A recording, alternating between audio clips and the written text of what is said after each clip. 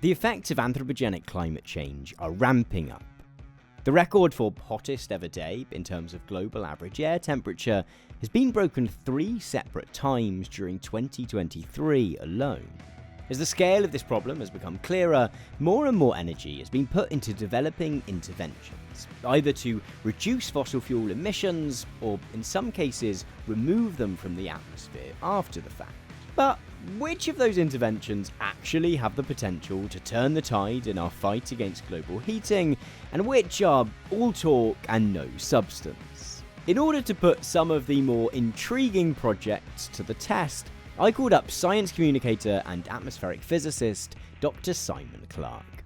Hello, Simon Clarke. Welcome to the show. How are you today? I'm all right, thank you, Tom. I've got a day where I'm doing an awful lot of video editing. I'm spending a lot of my time in Blender today, so this is a lovely reprieve. And nice, sort of getting to talk to another human being is a good break Yeah, from that. I feel a bit like Robin Williams in Jumanji. You know, like I've spent so long without human contact. Well, I'll try and re-socialize you as best I can. So I've invited you here today as one of YouTube's premier climate science communicators. I think there is a certain hubris attached to being a guy with a podcast. I think Lex Friedman recently announced he was going to go to Palestine and Israel to kind of sort that out. So I decided that what climate change needed was a good podcast episode. Yeah, 2 white dudes talking about climate change. We will get to the bottom of this. Yeah, I thought sort of in a tidy hour we could probably just sort it. How hard can it be? So I have invented a sort of, it's not quite a game show, although I did get creative. And if anyone's just listening, I've got flashcards that I've made, and each of these has a climate intervention on it that I'm hoping that you can use your expertise to kind of rate on a kind of very useful to kind of white elephant sort of scale. Right.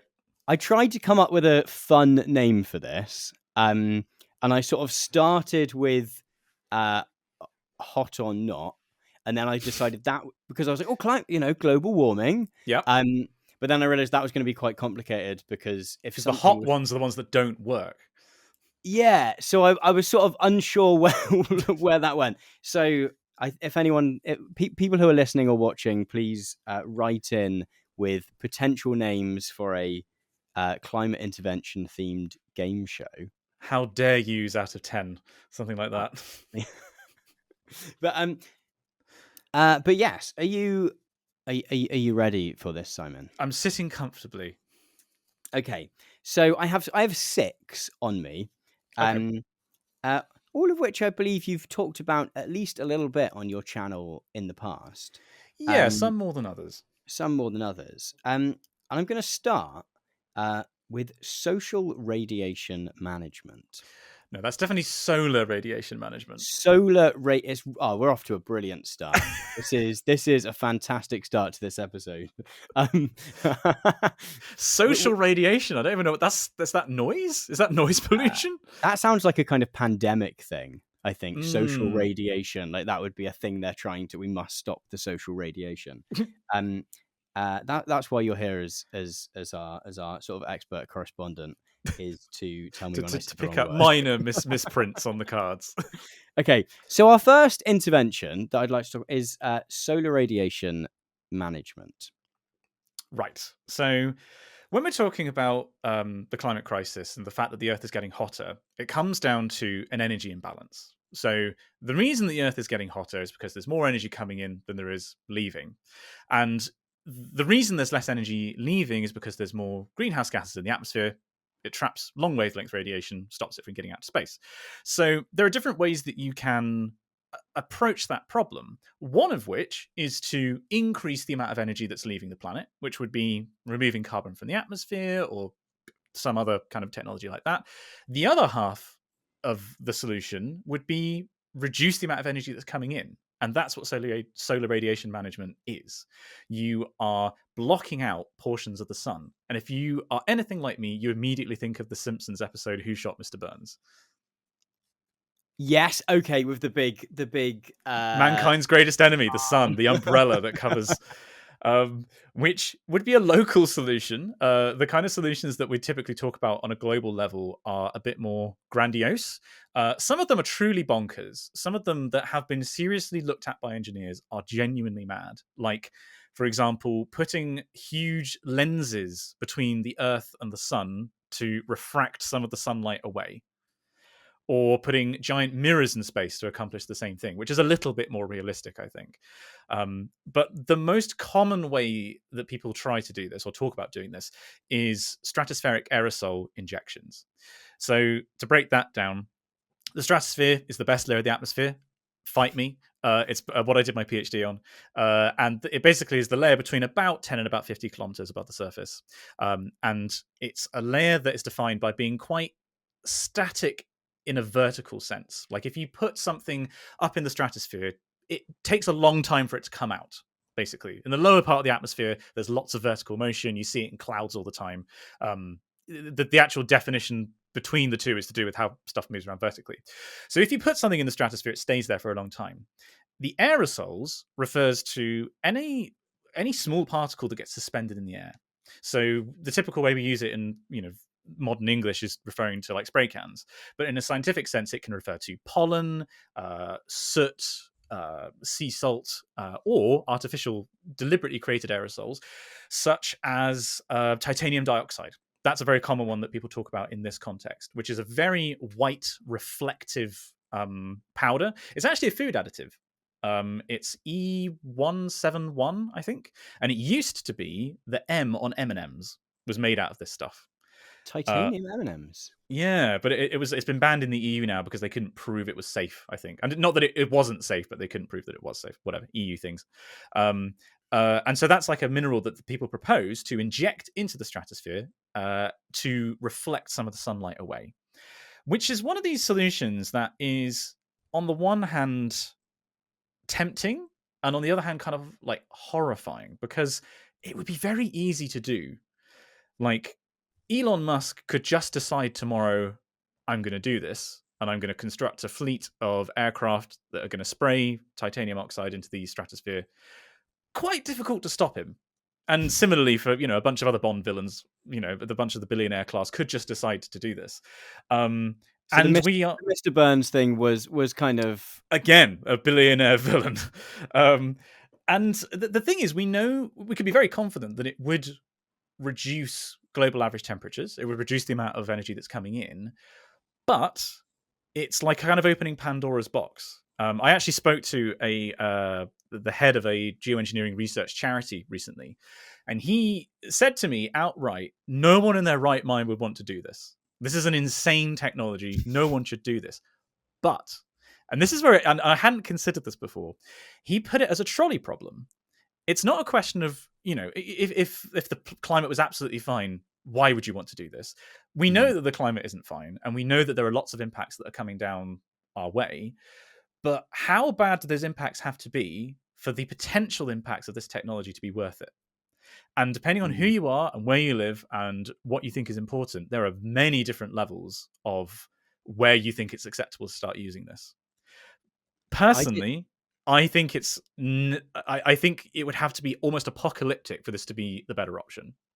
When I was preparing for this, I went to I was on I think it's a sort of US government think tank, and I was trying to sort of keep an open mind about all these things, trying to kind of absorb the all the positives of ones that I felt maybe had maybe weren't quite there, and the sort of look at the sort of drawbacks of some of the ones that I was feeling more positive about. And the page that I found on solar radiation management, which was a sort of US government think tank, began with, "Solar radiation management is an idea born of desperation," which didn't feel right. Exactly. Yeah. And to be clear, the reason why they think the impacts might be terrible is because we simply don't know what some of the impacts would be. So there's large error bars and everything, which is scary in itself. But we can be very confident that it would impact, for example, photosynthesis. because there are basically two kinds of sunlight. You've got direct light and scattered light, kind of specular light. And different species of plants photosynthesize those two kinds of light differently. And when you put a bunch of aerosols in the atmosphere, you're reducing the amount of direct light and increasing the amount of scattered light. And that's like fundamentally shifting the bedrock that the global ecosystem is based on. We don't know what the impacts of that would be. And we don't know what the knock-on effects would be on, for example, precipitation patterns, changing where rainfall occurs or where regional temperature changes occur, or basically taking a huge complicated system and just shaking it really hard. That's kind of what SRM is. Like, we know in theory it works, and there's a natural analog to it. That basically we're mimicking what happens after large volcanic eruptions. Like in 1991, Mount Pinatubo erupted, and that injected a bunch of sulfur dioxide, which is another one of these potential aerosols we could use, into the stratosphere, and that cooled the planet by about 0.5 degree Celsius for nearly 2 years.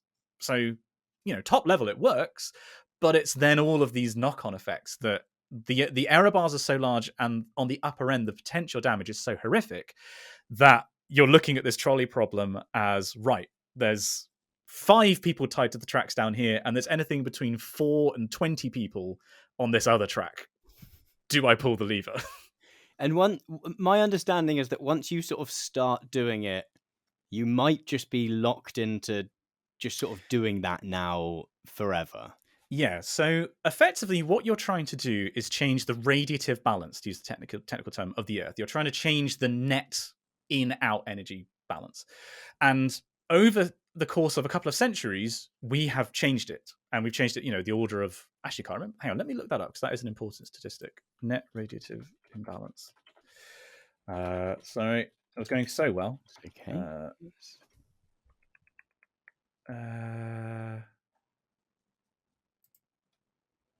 About half a watt? Is that right?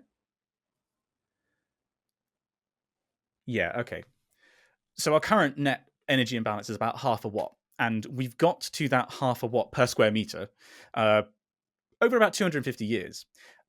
By putting solar radiation management into place, you're lowering that number. Ideally, you'd make it actually negative, so you'd start to cool the planet down.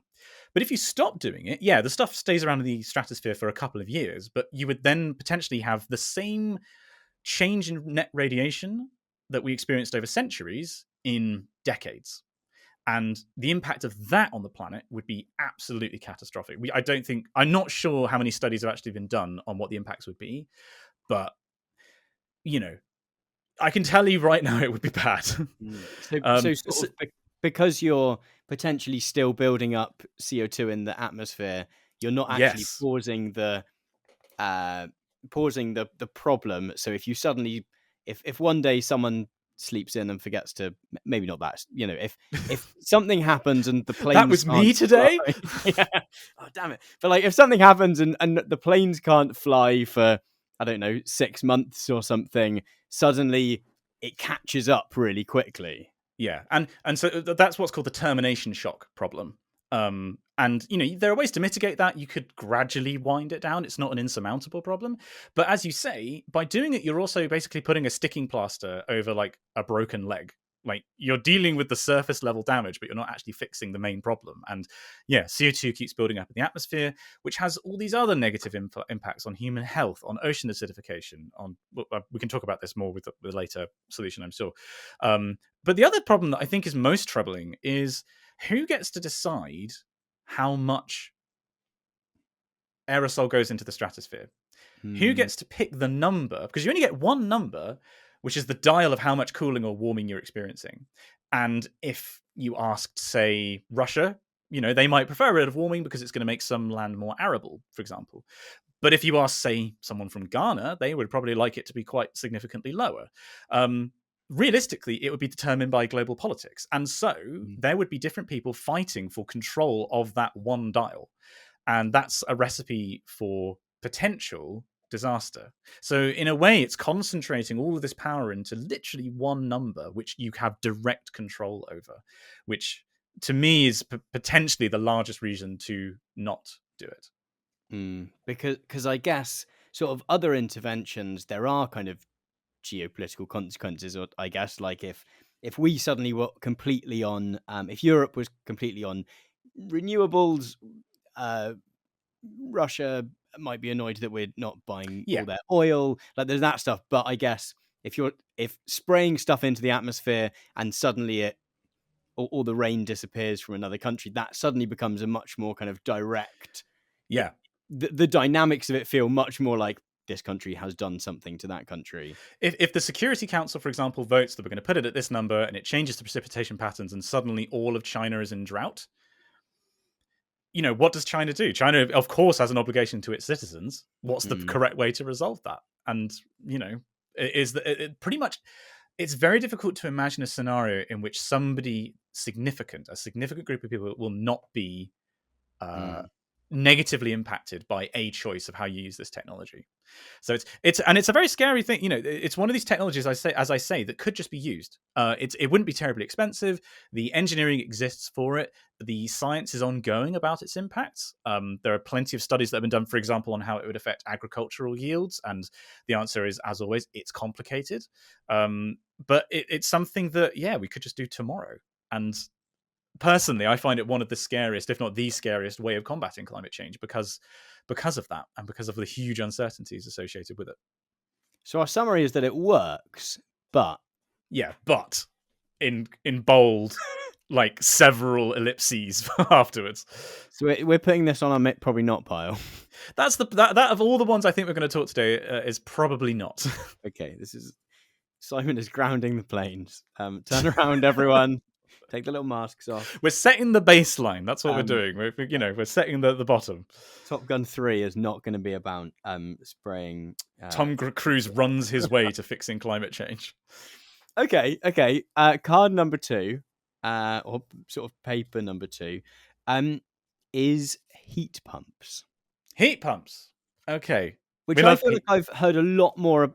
Like, it's one of those things that I maybe a year, sort of 18 months, maybe a year ago, I'd heard very little about, and suddenly, not everyone's talking about heat pumps, but I've heard a lot more conversation about heat pumps than I had previously. And I think a lot of that has actually to do with geopolitics, to do with, to break up our previous point, because as in the UK, I think it's 80% of our heating and cooling, like actual household heating, is natural gas, or it's just gas. Natural gas is like kind of a greenwashing campaign by oil producers, but that's another debate. It's supplied by gas, and so in the aftermath of the invasion from Russia, we really exposed just how vulnerable we were in that sector. Yes, I think it's 40% off the top of my head of UK gas comes from Russia, so it's not a total monopoly, but it exposed an insecurity. And the thing with heat pumps as a technology is it doesn't really care where you get your electricity from. As long as you can supply a heat pump with electricity, it will heat your house. And so that means that you actually improve your energy security as a nation. So in the UK, for example, if you have extensive wind power, you've got control over where your electricity comes from. At the moment, we're still very dependent on other places, especially France. We import a lot of energy from France. So as long as England doesn't fall out with France, which has never happened before, we should be fine. There's been a big pause button on that one, at least. It's been a big pause button. Agincourt was so long ago. But so to explain what a heat pump is, basically, a gas boiler, which is what most people have in the UK to heat their houses, is you burn gas, you take the heat from that burning and use it to heat water. That goes into your radiators. Whereas a heat pump is literally a fridge, just in reverse. Instead of taking heat out of a box and putting it into the environment, you are sort of sucking heat from your environment and putting it into the box. That's a super simple version of it, and I'm not an engineer. This isn't my specialism. There are different ways of drawing that heat from the ground or from the air, but they are very mature technology. They have been around for decades. They are just getting cheaper and cheaper and cheaper. And the reason that they're this is a fantastic one, by the way. I'm going to put my card on the table. This is a great We love heat pumps. We love heat pumps because in the Western world, let me ask you, where do you think you use most of your energy? If we're talking about like transport, electricity, heating, the whole kit and caboodle, where does most of it go? Oh, interesting. I would say, I guess I work from home most of the time, so that and cycle most of the time when I don't. So that probably affects things. So. I mean, I would say electricity because I feel like I'm quite stingy with the heating, but I feel like well, I mean, for the average person, because you are probably right, it's going to be different for everyone, but for the average person, 50% of the energy we use goes into heating and cooling. So it's a colossal amount of our energy as individuals, if you want to look at it through that lens. And so the reason it's such a fantastic solution is because it's a big chunk of the personal pie that you can remove dependence on fossil fuels and you can electrify. There are a lot of problems with how you practically accomplish that, because as with so many of the of climate solutions, it's great on paper, but you've actually got to make it practically work, and that proves a bit more difficult. In particular, the way that it works, as I said, is it's a fridge. You're converting electricity into heat, or lack of heat. You can do it both ways. And this is another example of why we need to decarbonize electricity supply, because yes, we use electricity for powering computers and everything like that, but also we can use it for these other sectors. But that only works as decarbonization if your electricity is low carbon. So that's the first kind of check, right? Sure, you want to install a heat pump. Where does your electricity come from? Let's bring the carbon cost of that down. The second thing is, in order for them to work, you have to use a refrigerant, like you do in a fridge. And I actually made a video about this quite recently, about how there is an international collective called Project Drawdown, which we'll probably talk about more later, that ranks climate solutions in terms of the impact, how many tons of carbon dioxide you can stop being emitted to the atmosphere. And they estimate that the number one way you can reduce emissions is by changing what refrigerants we use, which is kind of insane. But the reason for that is, even though there's not very much gas in a fridge or in a heat pump, the global warming potential of the gases that we currently use, which are called HFCs, is tens of thousands of times greater than an equivalent amount of carbon dioxide. And so what we're currently using, and has actually now been phased out under an amendment to the Montreal Protocol, these HFCs, is being replaced by things like propane. There are other gases that you can sort of sub in for these very polluting gases. And just as a minor side note, it only works if we don't just throw away the old ones. You actually have to destroy them rather than just chucking your fridge into landfill and being like, well, we replaced it. We've done our job. So the other check is, if we're going to build a heat pump, you've got to use a refrigerant that's environmentally responsible, that it's got a low kind of global warming potential. So that's another stumbling block, which is being overcome, and there are safety concerns with that, but that's again a whole other discussion. The biggest problem is that if you want to get the whole of the UK, for example, off of gas boilers and onto heat pumps, you've got to source that electricity from somewhere. And there's a famous anecdote about how the national grid has to account for, like, I think it's the FA Cup final, in the halftime break, everyone puts the kettle on at once, and there's an enormous spike in electricity usage in the country. Imagine that, but for these really electricity intense heat pump units everywhere when there's a cold spell. And that is a huge demand on the national grid. So this only works as a solution if it's rolled out in conjunction with strengthening the stability of the national grid, which is something that has its own challenges when we're introducing lots of renewables, for example, into the grid. But it's not insurmountable. It's something that can be overcome with effective investments, and especially connecting national grids together so you can all sort of draw on each other's supply. But that is a significant disadvantage to the technology. So it's not like all sunshine and rainbows, but this is up there. This for me is one of the solutions that I wish people would talk about more. It's just a question of plotting the course for introducing it as a solution that navigates all those significant bumps in the road. Yeah, my understanding is also that with having heat pumps, sort of insulation is it more important that you've got a well insulated house, or is it that it becomes just more worth doing if you make sure houses are insulated first? Yeah, I think that's correct. Again, not really my specialism, but I believe that because of the nature of the technology, I think this might be, it could be, I probably am wrong, but it is a little bit slower, I think, than gas-fired boilers.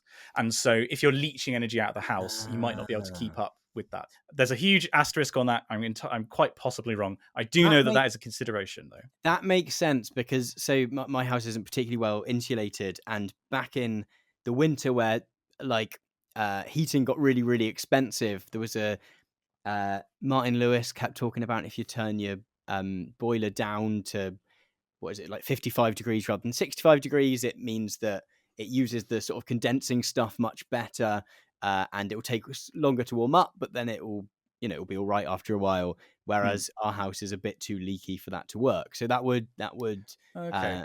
make a lot of sense. I would like it if we all had fridge doors as front doors. That would be Oh, fun. that'd be nice. With the little I don't know what you call it, the kind of soft bits around the edges. Oh, yeah, like the cushioning. It would also mean that, we could all pretend to be Indiana Jones surviving nuclear blasts bursting whenever we out get every home. morning. Yeah. I feel like the grid is something that's maybe going to come up again in a second, because there's a big push to like smarten the national grid as well, isn't there? So that it's better at knowing what needs to be where at different times. I think something that comes up, because obviously when you talk about this stuff online, you do get a lot of people commenting with various takes on it, some of which are helpful, some of which aren't. I think a lot of people seem to assume that the grid is like a very simple thing, and it's like a single number. There's this much juice in the country, and the number goes up or down. And I've only spoken to a few professionals who work in sort of energy stability and energy grids. It's a hugely complicated subject, and there are so many different aspects of energy storage, energy importing, down to the level of something like frequency load matching. Like if you're trying to introduce solar power from different houses into the grid, you've got to match your 50 hertz has to be the same as our 50 hertz or whatever it is. Like, it's a vastly complicated edifice, and there's a lot that we can do to improve its stability. And I think it's one of those rare cases where actually the machine learning hype might be onto something. Like that's a significant tool that you can use to improve how efficiently the grid works. But yeah, I'm sure we'll talk about it more with other solutions. One of my favorite kind of engineering things, which is really impressive how I mean, I'm sure it's not simple, but how simple the sort of theory of it is. And I think there's a Tom Scott video about this, is the way when they've got too much energy in the grid, I think there's a place in Scotland where they do it, and they like pump up the water up into a reservoir. Pumped hydro storage. And just use it as a massive battery.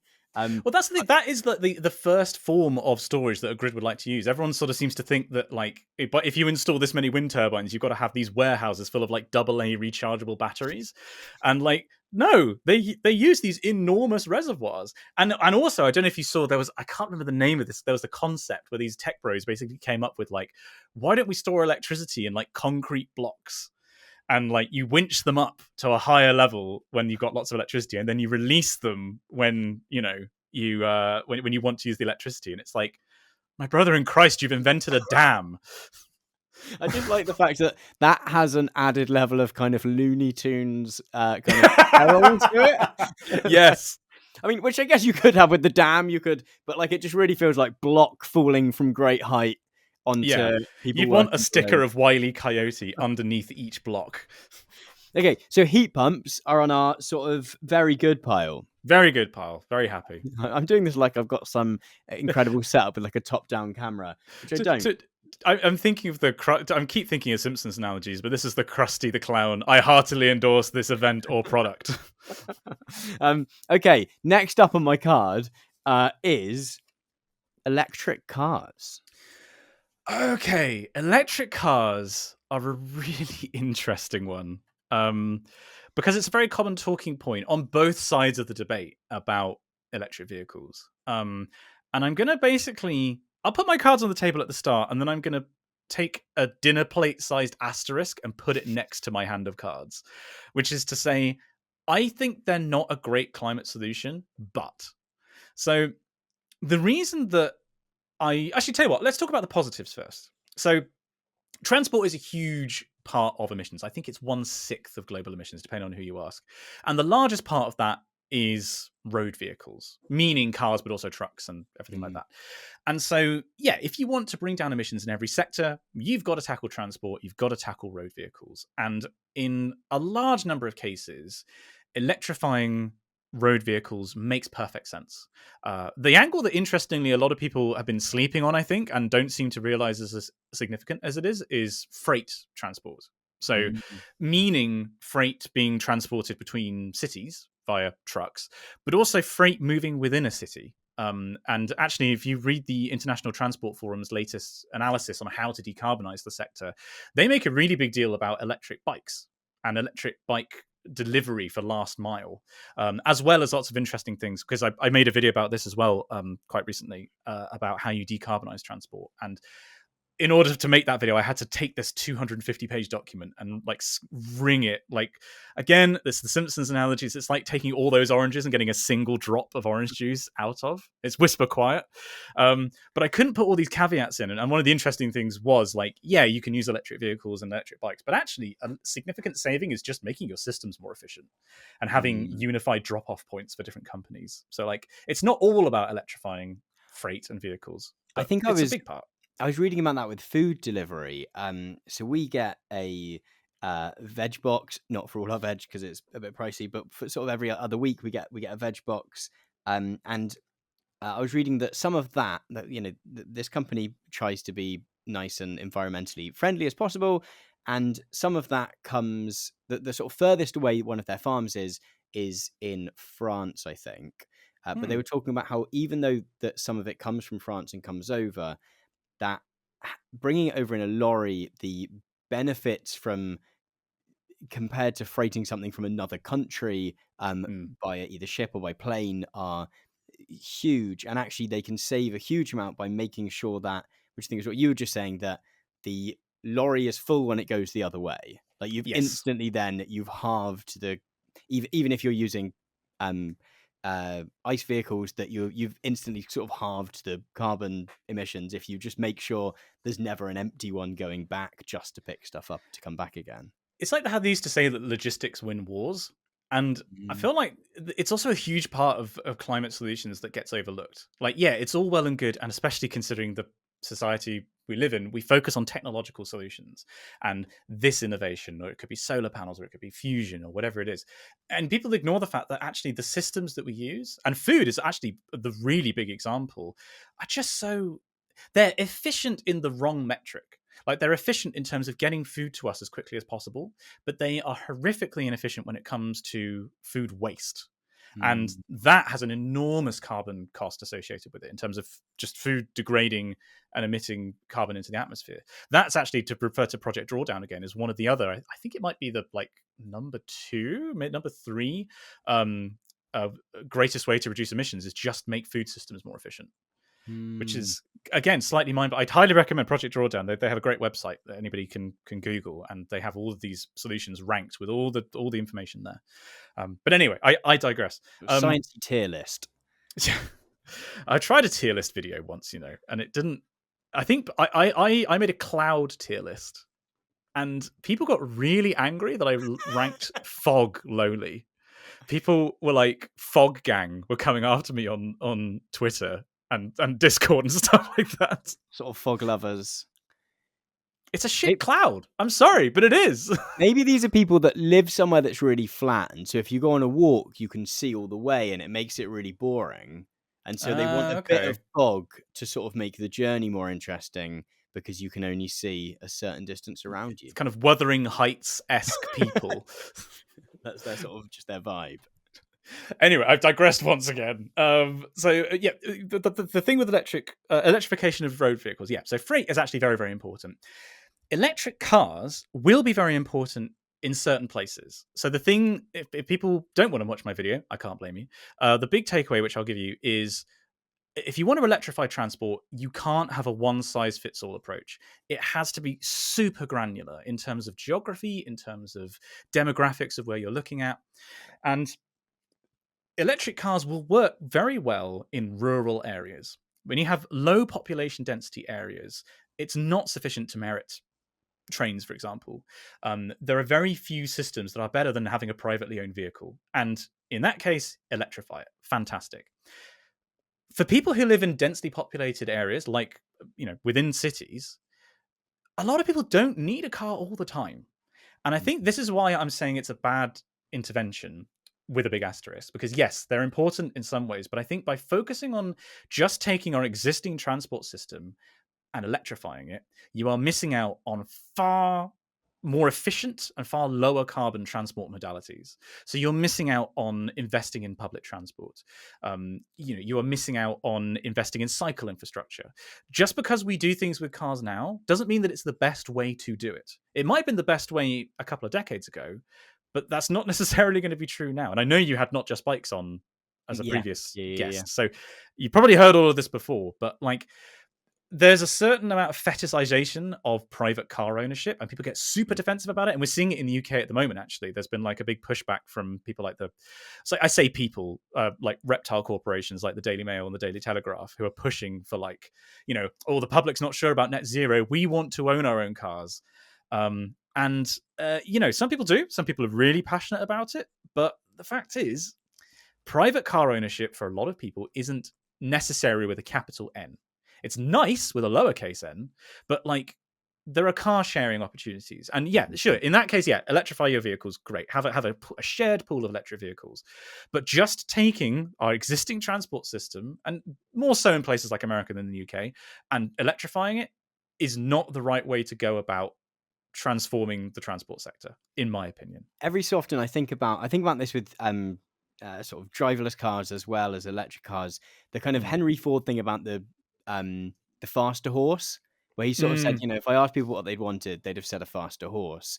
That a lot of these interventions, which sort of are cars but a bit different, feel like, because they're someone looking at what you've already got and going, what's the next step of that, rather than going, how do you reinvent this in a way that is not just a step, but is just sort of better, I guess. A quote I heard years ago now that's really stuck with me is that we're all prisoners of our previous reference points.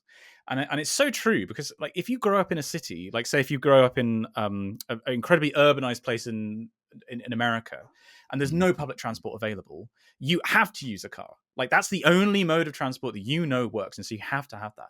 But if you grow up somewhere, I mean, we give the capital a lot of crap, but like, I actually think London's very good for public transport.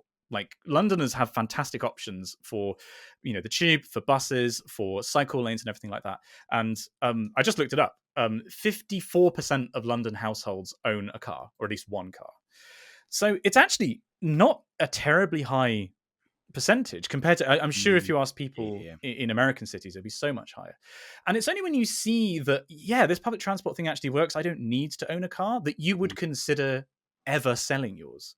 So it's like, it's a bit of a positive feedback loop, I think. But like, we get stuck in, this is the way that we do things. We always had horses. I need a bigger stable. I need a faster horse. Like, someone's got to show you, and someone's got to be brave and take that first step. And actually, something that I learned in researching the transport video is that actually places in South America and places in the global South have been really innovative when it comes to transport, and experimenting with different modes and doing hybrid types of transport, where you can get off of one form and get onto another one to bridge different distance scales. And actually, those are the places where we can take a lot of lessons from. There is a real kind of locked in thing where it's sort of logistical, but also kind of cultural there, I think. Because I don't know, I learned to drive when I was 17, but then didn't have a car of my own until sort of late 20s, with just for all kinds of reasons. We were sort of moving around. It didn't always make sense where we were. Cars are expensive. And therefore, now we have one because my partner needs it for work. But it means that it's always an option rather than a... Like, the way I kind of view it is that, I guess we could drive, but would still get the bus or would still cycle. Like, these are options in front of me, rather than, I know friends and family members who would just be like, would drive. What are you talking? Like, would not even, there wouldn't even be a process of thought. Well, because I'm still in the queue for getting a driving test post-COVID. I've been on my provisional license for like 16 years now. And I bought an electric bike a couple of years ago, and that's my primary mode of transport now. And I think if I hadn't had this period of, if there's something that's within 10 or 20 kilometers of here, I'll just cycle. Like, as long as it's not absolutely hammering down with rain. But you're right. It presents it to yourself as an option in your brain. And I think if I had the car now, I'd be like, well, if it was terrible weather, sure, I'd drive. But like, actually my default now, because it's what I have been doing, is taking an electric vehicle, taking an electric bike. There's a joke in there somewhere about what I have been doing and electric, and but I can't make it. There's the bits of a joke to assemble. It's just a mains powered bike, the more powerful one. So electric cars, where are these going? I've got heat bumps. Are they sort of going in the middle? They're in the middle. It's a complicated one. They're not blocking out the sun. They're not blocking out the sun. I'd say they're slightly on the bad end of the spectrum if I had to tweak them one way, but not by much. I've only got about 30 centimeters here to play with, and the paper. It's all right. Just don't need to show off. That was a different kind of podcast suddenly. Okay, next up on my list is direct air carbon capture. Okay, so direct air carbon capture. This is the other, because people group solar radiation management and direct air carbon capture into geoengineering as like a kind of a big umbrella term. And this is, to go back to what I was talking about with solar radiation management, this is the other side of the solution. Instead of reducing the amount of energy coming in, we're trying to increase the amount of energy leaving the planet. And the way we do that is by sucking carbon out of the atmosphere. And this has been the darling of a lot of industries for quite a while.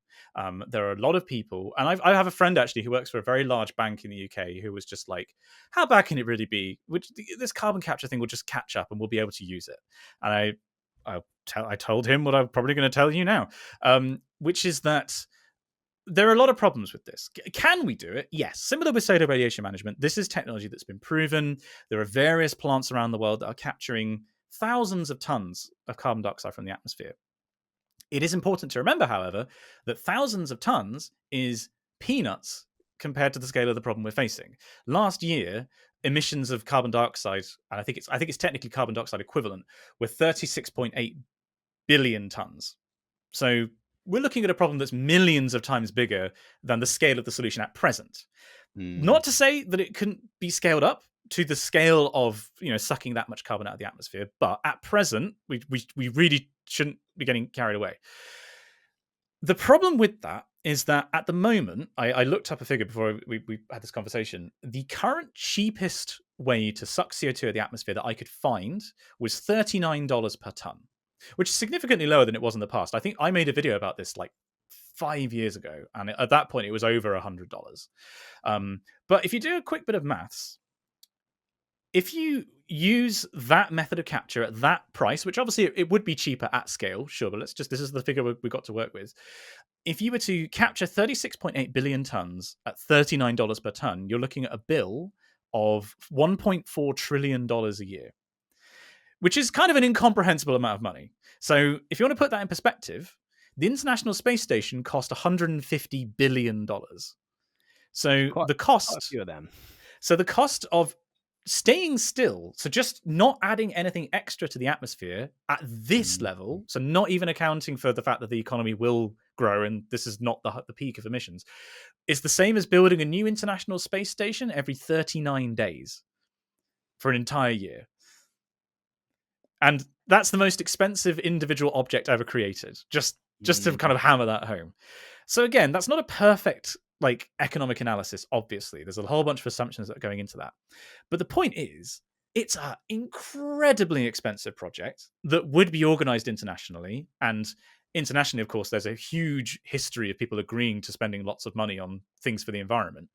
And frankly, that money could be used better pretty much anywhere else. It makes, when I was doing a pros and cons list of heat pumps, I wrote down expensive up front, but cheaper in the long term.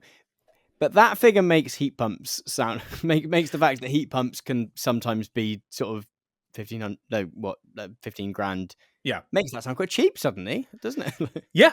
It's a very, very expensive solution. The reason that people like to put this forward, and it's always very similar people who will always do this, there's always a very tech bro crowd that puts this forward. It's a technological solution, and it's this idea of we have the technology to fix this problem because we're humankind and we distinguish ourselves from nature by tech. And the better our tech, the more control we have. And talk to Abby Thorne about all of that. But this is basically a license to keep emitting and to keep doing things the way that we currently are. Because if you tell people, oh yeah, sure, we're emitting all of this carbon into the atmosphere, but we'll capture it again, it won't be a problem. You're not actually fundamentally changing the problem. And similar to global solar radiation management, you are not addressing the root cause. Now, I will say that people who advocate for this as a solution don't say do this in isolation. They will almost always say, yeah, you need to do this and fix the problem at the same time. Which I think they're right to. If you're saying a priori we're going to use this technology so we can prop up the current way the economy works, sure, you do also need to do that. But I don't think that is the right way to fix the problem with the money that we have. I think that's a kind of a white elephant technology. The other thing is that by not addressing the root cause with this as a solution, with this use of the money, there are other issues that you're not fixing. So, for example, climate change is also a health crisis. Like, emissions from fossil fuel burning kill about 7 million people every year with air pollution.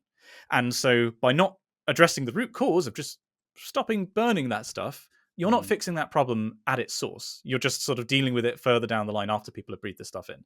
You're not fixing the fact that we're adding a colossal amount of carbon to the world's oceans, and the oceans are acidifying. One of the things that scares me most about the climate crisis when you're looking at the scale of 100 or 200 years is the fact that it's entirely possible by the year, say, 2200, that the global ecosystem could have collapsed because the oceans got too acidic. And you're not changing the fact that you're putting this carbon up in the air and it is going to be absorbed into the oceans. Sure, you're absorbing some in the atmosphere, yeah, but you're way better off just not emitting it in the first place and spending your money doing that. And I suppose you could argue there's a political kind of sociological aspect of this, which is that by propping up the way that industries are currently working and just giving them time to adapt and do things in a more low carbon way, you're missing out on an opportunity to redistribute power systems in the world. And instead of focusing on, for example, distributed renewables, which takes the power, literally the political power, away from power generation companies and fossil fuel companies and actually redistributing it. Do you mean like if I have solar panels on top of my house? Is that what you mean, like that? Yeah, so distributed renewables means that, rather than like a big solar farm. But and it's something that would become particularly relevant in the global south, in places that have not yet been electrified or almost certainly going to be electrified by distributed renewables. And doing so, you're giving those communities control over it. You're giving these communities some power over whether they get their electricity from. And so by propping up the way that power is currently generated, in both senses of the word, you're missing out on the climate crisis as being a kind of a social catalyst, because there's so many things wrapped up in this. It's not just an environmental issue, and it's not just a health issue. It's a social issue. It's the issue with how we as humans interact with each other, how we interact with the environment, and how we interact with the way that we produce energy. And by using carbon capture, as a lot of proponents want to use it, I think you're missing out on a huge opportunity to enact positive social change. I will say, as a caveat, that there's sort of two caveats. One is that I think a lot of people wouldn't say we're only going to use this. You know, a lot of people would say this needs to be used in conjunction with other technologies. If so, fine. I still don't think it's the best use for the money. I think you're better off spending it elsewhere. And actually, a lot of the IPCC's projections, when they say this is how we can get to keep warming to a certain level, they assume negative emissions, which half of which is carbon capture like this. And so, you know, a lot of people do consider this as a fundamental technology. I just think it's very important to stress it's not the solution. This is like, you know, it's aftercare after surgery. This is paracetamol. It's not fixing your broken leg at the end of the day. And the other thing is that there are certain industries where carbon capture is going to be important. This isn't direct air carbon capture. This is carbon capture at source. So industries like cement, for example, off the top of my head, I think cement is something like 6%, something of the order of about 5% of global emissions of carbon dioxide come from just making cement, because the chemical process that you use to make cement, it's a chemical process that has a CO2 term on the right hand side. And so if you want to keep making cement, which we do, it's the second most traded commodity in the world after water, you've got to capture that carbon somehow. And I actually did a video last year with a company called Lilac that have developed a technology that is basically you retrofit all these cement plants with a thing, it captures the carbon and you can pump it into the ground. That's a good use of carbon capture, and I think that's something that maybe gets unfairly bundled in sometimes. There are other applications in places like steel. I think there are some areas of agriculture where possibly you could argue it. But direct air carbon capture is on the white elephant end of the scale for me. Is there any way you can use that in certain places? So often the examples I've seen, because I mean, there's not very many facilities in the world doing it, I don't think, but the ones I've seen have always been quite rural or sort of, you know, somewhere where they're not causing any problems. Can you? Okay, maybe I'm coming up with some sort of mad invention, but could you do a little one that goes on an exhaust pipe? Is that, or does that not work? Does it just take a lot of space with that? Would you just have another car on the back of your car? I think the honest answer is I don't know. Small ones do exist. For example, the Apollo craft had CO2 scrubbers that would absorb CO2 from the air. That was a chemical process, and you had filters that you would change out. So small ones do Mm. exist. The kinds of ones that work with direct air capture use a lot of electricity. And so the one that I'm thinking of, I can't remember the name of the project, but it's in Iceland. There's a big one that they're building in Iceland, and I think that's using geothermal as like, look, you can do this with clean energy, and because that's the other thing. If you're going to suck the stuff out of the air, you better not be putting more of it into the air by generating electricity. But yeah, I think as my level of understanding of the technology, it has to be kind of on large scales in order to work with the technology that's being developed. I'll put Tom's mini carbon capture device on my maybe list then. As my sort of Dragon's Den pitch. Okay, so we're gonna come back to distributed stuff. So direct air carbon capture, where's that going on our thing that no one can see? It's not as bad as solar radiation management. Of geoengineering, it's the better of the two, but it's still on that end of the spectrum. Okay. I mean, no one can see my little scale. I'll take it. Even I can't see it, dear reader. I am on a call with Tom, and I can't see this. You like usually there is things that people who are only listening cannot see, and I describe them. This is something that even people who are watching also cannot see. Maybe one day we'll have the budget for 2 cameras. Professional stuff that would be, wouldn't it? Okay. From a few that maybe people don't know a huge amount to maybe one that people feel like they know something about. Solar energy is my next one. So solar is, I don't know, depending on who you ask, solar is either the poster child or kind of the white elephant of the climate movement. I think certainly when I read my comments for my sins, there's a lot of stuff that talks about how renewables and solar in particular, they're too expensive, they are too intermittent, we can't rely on them to generate our energy. And there's a lot of stuff that people don't seem to understand about what's happening with solar now. This isn't like a future technology. It's stuff that's happening now. Like, I believe it was last year, it might have been this year, the International Energy Association announced that solar is now the cheapest way to generate energy that has ever been. Like, it's cheaper to run than gas, than nuclear, than coal, anything. It's literally the cheapest. I think it's there's obviously different ways you can account for this, but even accounting for the intermittency and the fact that obviously the sun's only there half the time, it works out at something like $60 per megawatt hour, whereas gas is about $80, I think, per megawatt hour. So it is the cheapest way to generate electricity. And if you look at a price history of how much it costs to generate a megawatt hour of electricity with solar, it's an exponential decrease.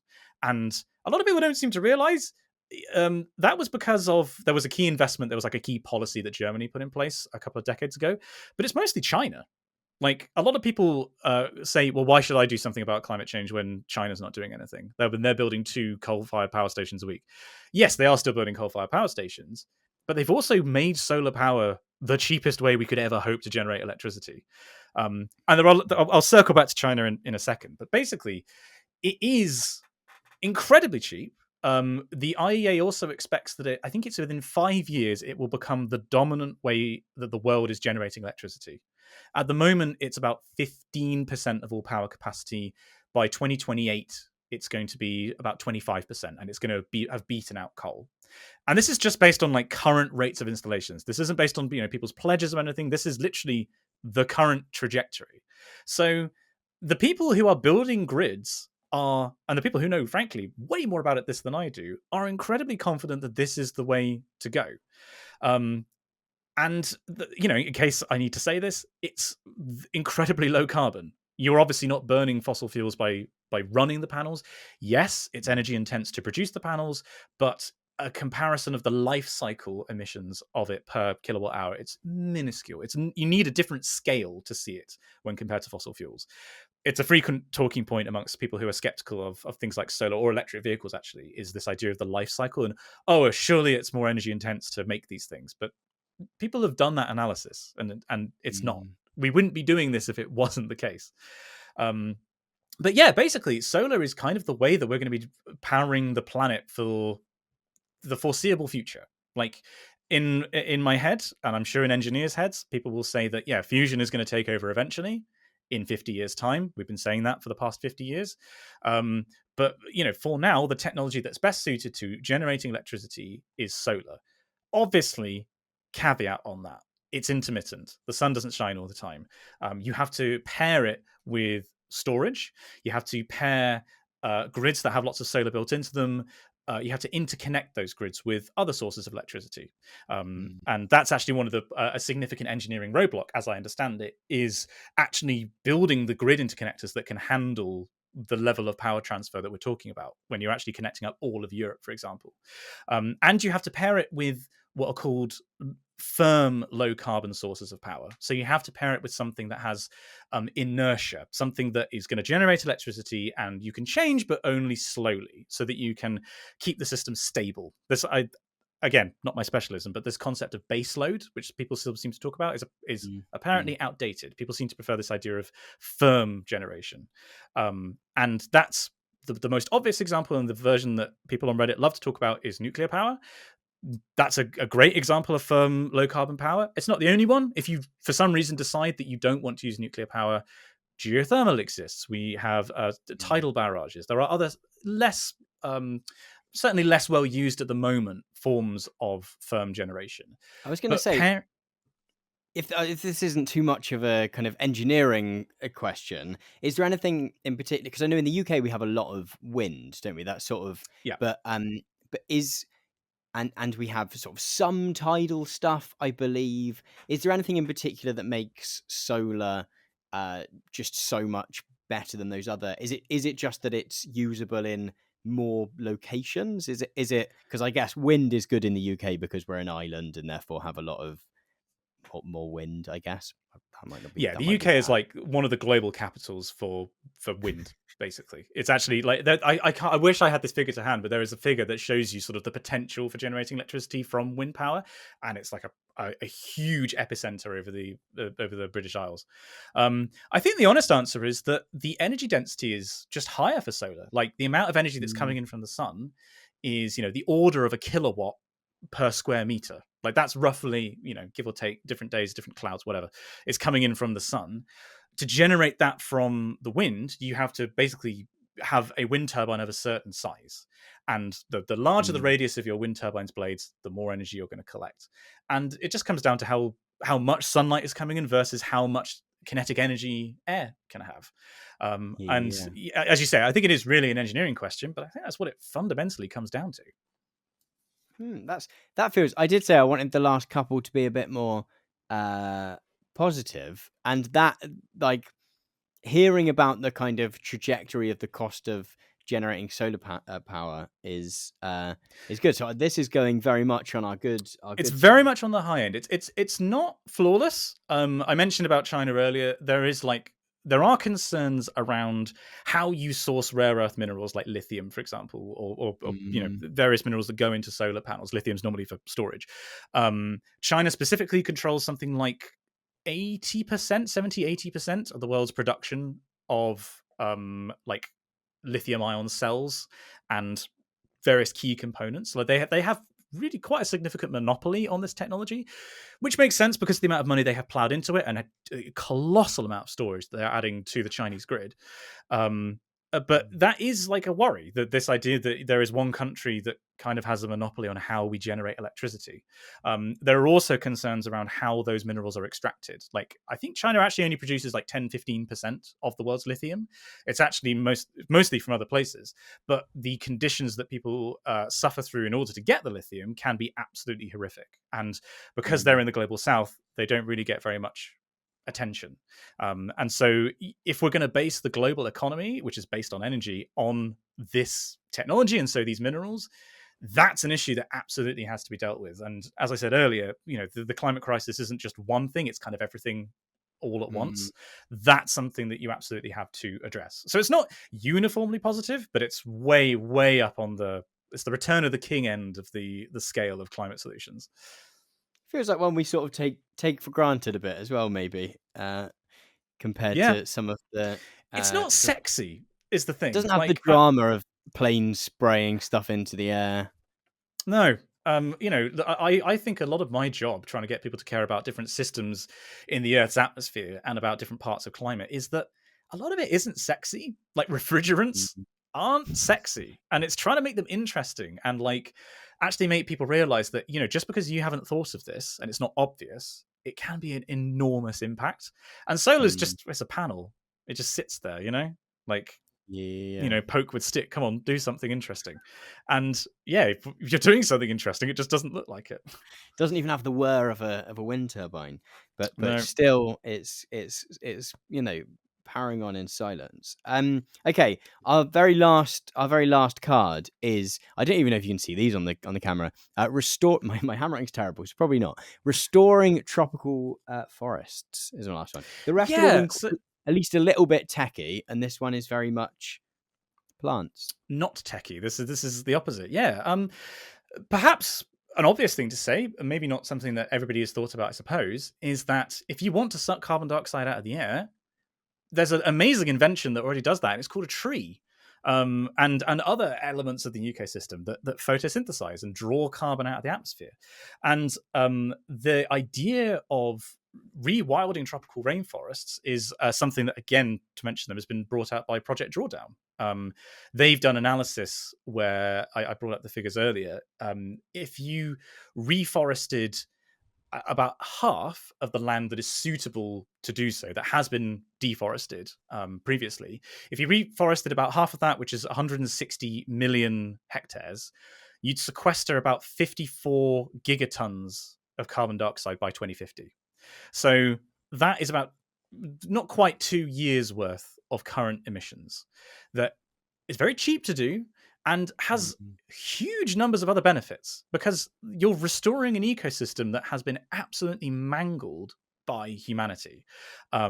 Once again, it's all of these problems all wrapped up together, and one of the what I think arguably the problem that worries me the most is biodiversity, and the fact that we are not making enough of the fact that we are living through and causing the next mass extinction in the history of Earth.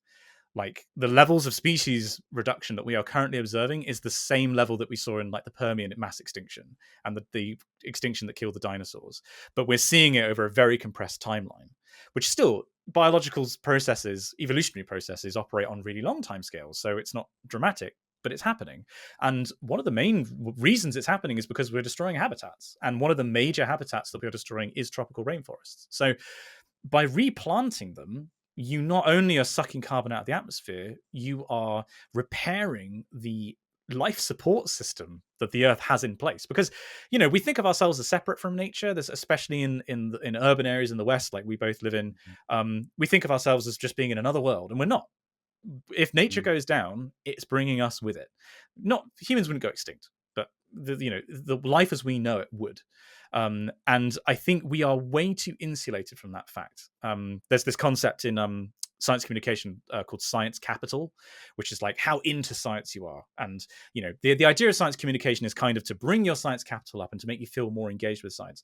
And I think there's a lot to be said for a similar idea called nature capital, which is how engaged with nature do you feel. And a lot of people are in nature capital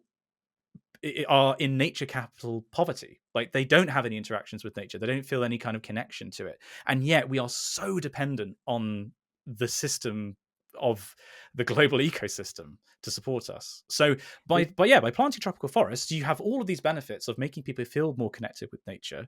You're sucking carbon out of the atmosphere, and you are restoring these habitats that will hopefully prevent, you know, a lot of biodiversity being lost. That is a horrible thing, quite apart from, you know, the fact that it impacts us in terms of food production and everything like that. You are losing these species of kind of miraculous animals that you're never going to see Mm. again. The idea of saying to your grandkids, like, oh, we used to have tigers, there were these amazing big cats, and you know, here are pictures of them, but they're all gone now. You know, and but Yeah. that's happening every single day with thousands of species across the world. And you know, if we don't stop that, we're going to be living on a very, very poor planet. And my understanding is that restoring it, the restoration process is actually relatively quick. Like if Yeah. like the tropical forests are quite resilient, and that if you start either, you know, saying that this bit of land which once was forest and has been cut down to make farms, and just go, we're going to stop using that for agriculture now, and especially if you sort of intervene maybe and decide to plant some native trees there to give it a bit of a boost, that actually it can be periods of sort of 1 or 2 decades that it's sprung Yeah. back to where it was before. There's the danger of doing something as monoculture, where you just plant this one type of tree and then suddenly it's like a plantation. Like, it has to be done in a sensible way. But yeah, like reforesting efforts, rewilding efforts work. They're not complicated. They're not even that expensive, really. It just requires you to actually do them and protect the land that they're on. And this is the other half of the CO2 sequestering, issue. When we're talking about direct air carbon capture, why not do it this way? And this is something that climate scientists have been saying for quite a while, and lots of analysis has been performed. Some fanciful stuff like we could fix climate change in quotation marks if we just rewilded the Sahara, if we just planted lots of trees in the Sahara. And that's not going to happen. That's like a engineer's pipe dream. But this, just restoring the stuff that we've already lost, is very, very much real. And it's something that, like, again, I'm making reference to my comments, which I know I shouldn't be reading because it's terrible for my mental health. But I can only imagine how bad your YouTube comments are. It's going through, and like, I have a very simple policy, which is that if you are spreading misinformation, you're shadow banned. I will, hide user from channel. And recently, I've had some shorts that have been kind of blowing up. It's felt like that scene in Guardians of the Galaxy 2, where Yondu just starts murdering everyone with Rocket in the center of the ship. That's what it feels like going into my comment section at the moment. It's just like, cool, ban. And like, but what you do see in these things is like, oh, why haven't scientists thought of this? Why haven't scientists thought it could be the sun, or it might not be humans, or why don't we just plant more trees? And it's like, we have been saying this for decades. Right. The conversation around climate solutions has just been hijacked by different groups of people who want to do things in a very technologically centered way.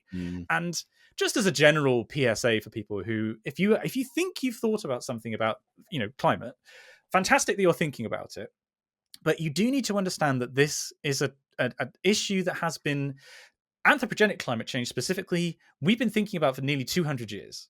And if you want a level of detail that goes into how we think about this, there was a paper a couple of years ago where they had reconstructed how warm oceans were historically by ships that would go and take measurements every day of water depth, water temperature, and stuff like that. And that was a data set that people used for historical ocean temperatures. But they realized in this paper that actually, the way that they did this was taking a bucket, lowering it off the side of the ship, dragging water up, hauling it up, and then taking the temperature of it. And by doing that, the temperature of the water is probably decreased by a few tenths of a degree. And so they went back and modified the data set to account for the evaporation and the radiative cooling of water in a bucket traveling a couple of meters. And that's the level of precision that we're talking about when we're talking about how well we understand the climate system. And when we're talking about solutions, we have been talking about this obvious stuff for a very long time. It's not the scientists who haven't been talking about this or pushing for this. It's the way that the conversation has been framed by especially politicians and especially people who control large media outlets. And it's something that's been bugging me a lot recently. I got on my high horse with this because it's been getting me down seeing all of this in the comments. And I'm glad that we talked about afforestation in this, because it's a simple technology. We've known about it for millennia. We know it works. Just fucking do it. I think I went to, and I don't think I'm misremembering this, but ages ago I went to the Science Museum in London, and they sort of very controversially had done a project with Shell, which Yes. which I only learnt about the fact and then sort of reflected on it and was like, oh yeah, that was a bit odd.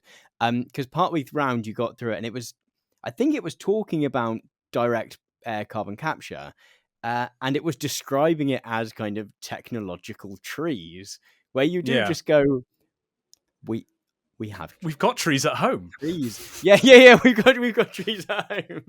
The planet sort of came with some. So restoring tropical forest is very much going on our good end. We would like that. It's the good end, and I don't want to say it's an easy win. Obviously, there's complicated stuff to do there with indigenous populations and how you use the land and how you protect it. But I think it's about as close to an easy win as you can get in climate. Well, thank you, Simon. This has been very, very enlightening. I'm sorry that I you know, talked at you I for so thought, long. no, I thought I I put in the work with the little cards I made. You brought knowledge. you did. You really did. You brought being incredibly clever. If people want to go and check out your channel, I would particularly recommend your recent video about. I mean, I enjoyed your electric bike trying to get to London, just to sort of My enjoy misadventures. enjoy the pain. But I think we've talked a lot about transport over the last however long this episode ended up being, and the way you broke down kind of different radiuses of different, and like how to what does the future of transport look like on a really local level, but then on a national level. And I'd particularly recommend that episode because I think it hooks on from this. But if people want to find sort of you and your output, where can they find you on the internet? Well, my primary output is on my YouTube channel. If you just search Simon Clark on YouTube, because my username I made when I was 18 and it's unpronounceable, Simon Ox for Fizz. So I make videos that go on there. I also stream on Twitch at Dr. Simon Clark, and I'm on Instagram and X, if that's still a thing by the time this episode comes out, and Threads as at Simon Ox for Fizz. And once again, I do just want to stress that if you want to learn more about climate solutions and compare them, Project Drawdown is the website that you want to have a look at, which is, I think, just drawdown.org. And that's got far more information than we could possibly ever fit into a podcast. Excellent. Thank you. Yeah, thank you so much once again for joining me, Simon. And thank you everyone for listening. Thank you for having me.